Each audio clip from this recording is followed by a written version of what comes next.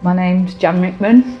I'm 67 years old. Well, I'm Annabelle Barker. I was born in 1942. I'm Jill Price. Christine Watkins. I think I joined the Pinnacle Club in 1947. Born in Brighton, of all places. Born in Switzerland, in Germany, and I've been a member for 3 years now. 30-something Since years. 1990. I'm Stella Adams. I'm Sally McIntyre. My name's Jo Abbott. My name's Jill Lawrence. I've been climbing for probably about 45 years. We're talking 50s here, so there was a very limited expectation of girls still.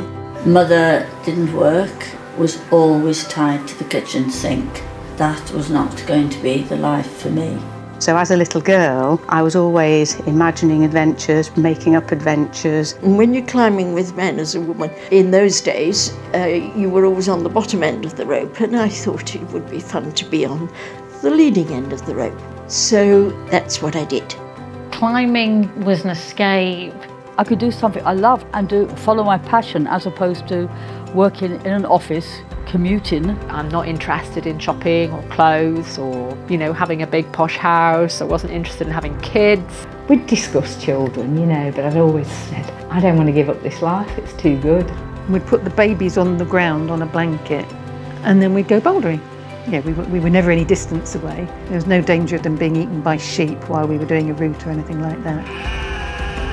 Went up to Skye and did long diff ridges with no harnesses, of course, just tied on the end of the rope. So I led along chimney and brought the other people up, and after that there was no holding back.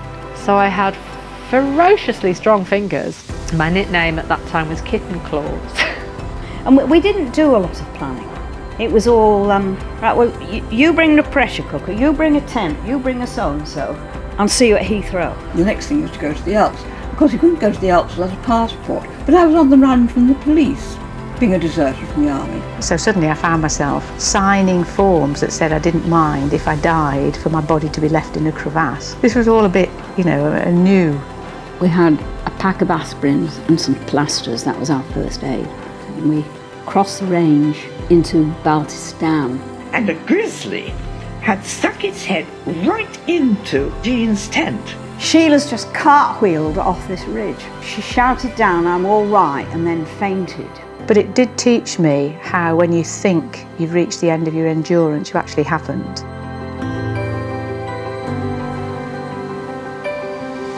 Suddenly there was blue sky above us, rocky peaks, and I just burst into tears. It was a kind of a life-affirming experience, I guess. When you are focused, when you are mindful, it can be like poetry in motion, and that your mind and body are working as one on the rock.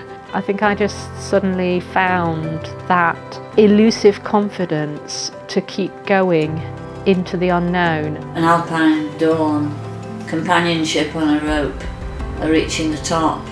Nothing like it, is there? There's nothing like it.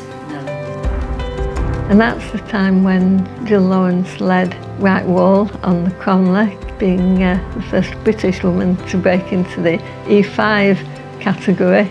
I put my name in to the British Mountaineering Council, signed my name G. Moffat, not Gwen Moffat, G. Moffat. It was said that I got it because they didn't know that I was a woman. So I became a guide, so I was the first woman to do it.